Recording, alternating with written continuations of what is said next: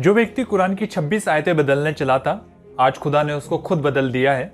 जो व्यक्ति पहले वसीम रिजवी कहलाता था, अब वो जितेंद्र नारायण सिंह त्यागी कहलाता है। बकरा, मुर्गा या मछली खा चुका व्यक्ति ब्राह्मण बन के उन मंदिरों में जा सकता है जहां दलितों का आना अभी तक मना है। दलितों की एंट्री है, अलग दलित भगवान को वो दलित है, वो अंदर नहीं जा सकता। अंदर नहीं, यहीं पर मत्थन में होगी उनकी पूजा।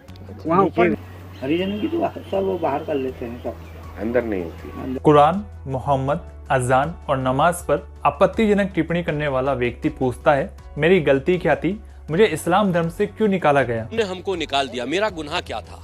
कुरान और रसूल को फेक बताने वाला जिसने कुरान की 26 आयतों को हटाने की कोशिश की, तब सुप्रीम कोर्ट ने न सिर्फ इस पिटीशन को तुच्छ पिटीशन बताया, बल्कि 50,000 का जुर्माना भी वसीम रिजवी उर्फ जितेंद्र नारायण सिंह त्यागी पर लगाया। जो व्यक्ति ये सोचता हो कि इस्लाम मजहब के बारे में उल्टा सीधा बोलूंगा तो सभी हिंदू मुझे अच्छा समझेंगे, तो चलिए देखते हैं हिंदुओं का क्या रिएक्शन है जितेंद्र नारायण सिंह त्यागी पर। व्यक्ति का इन्होंने धर्मांतरण कराकर उसको लेके आए हैं। उससे पहले वो बीफ भी खाया करता था, सब कुछ खाया करता था जो हिंदू धर्म में मना है। वो दूसरे धर्म को गाली दे के आया तो आपने उसको अपने धर्म में रख लिया। अगर वो हमारे धर्म को गाली देगा फिर आप क्या करेंगे? वो इसलिए उसने बोला क्योंकि उसने खाया है क्या? करप्शन।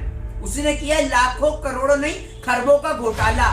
उसका इस्तेमाल किया सरकार ने दंगे भड़काने के लिए। हमारा धर्म या किसी का भी धर्म, किसी भी धर्म का अपमान करना नहीं सिखाता। तो मैं आपको बता दूं, कुछ तो इतना है कि जो देख रहे चप्पल पड़ी है ना, 20 चप्पल मारने का मन कर रहा है वसीम रिजवी को। और जो वो डसना है ना, डसना मंदिर के, वो डस रहे हैं हमारे ब्राह्मण समाज। ऐसे शैतानों को अगर आप ब्राह्मण बनवा के पैर छुआ रहे हैं ना, तो ये आप अधर्म कर रहे हैं और इसका परिणाम बहुत जल्द। क्योंकि एक हिंदू धर्म में रहने वाले लोग उदार और बहुत ही प्रेम और सद्भाव वाले होते हैं, वो नफरती नहीं होते। तो अब ये दो नफरती, एक वसीम रिजवी और एक यति नरसिंहानंद, ये दोनों नफरती मिलके और देश में दंगे करवाना चाहते हैं, देश का माहौल खराब करना चाहते हैं।